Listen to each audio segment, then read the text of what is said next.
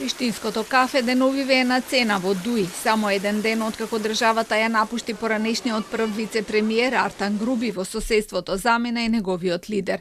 Утринското кафе го пиеше во друштво на партискиот генерален секретар Фатон Ахмети и извесен Исмет Сулејмани, кој воодушевен од средбата го нарече кафето историско.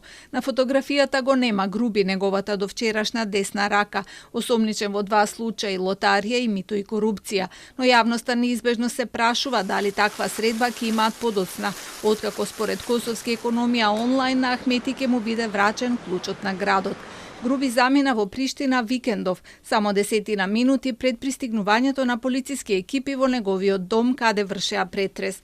Подоцна во објава на својот Facebook профил напиша дека е во приватна посета во Косово и дека не е избеган од државата.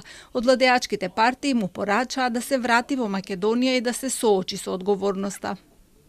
Чистиот како солза Груби, кој првин се најде на црната листа на САД, а потоа и во центарот на кривична постапка за милионски криминал во лотарија, ја напуштил државата по ставањето на црната листа на Соединетите Американски држави, а пред отпочнување на кривичната постапка против него.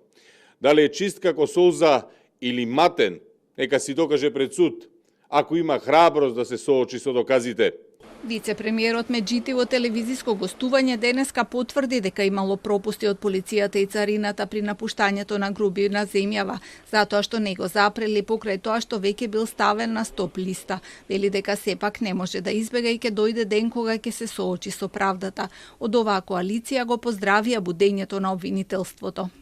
Бегството од правдата на лидерите на коцкањето, сенката на Али Ахмети, Артан Груби и Прпарин Бајрами, кои се представуваа како чисти како солза, е уште една потврда колку многу ја злоупотребиле власта.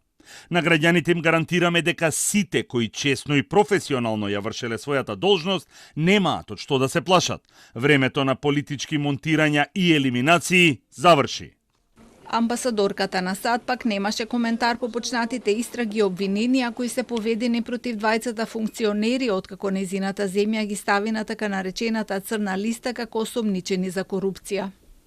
I'm not a part of any of the internal investigation processes of this country.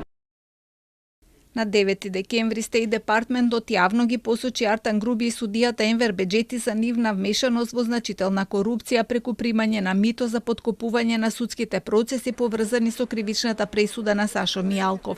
2 дена подоцна и обвинителството отвори предмет. По ова следеше и второто обвинение за Груби како вице-премиер и Прпарин Бајрами како директор на лотарија за криминал од 8 милиони евра.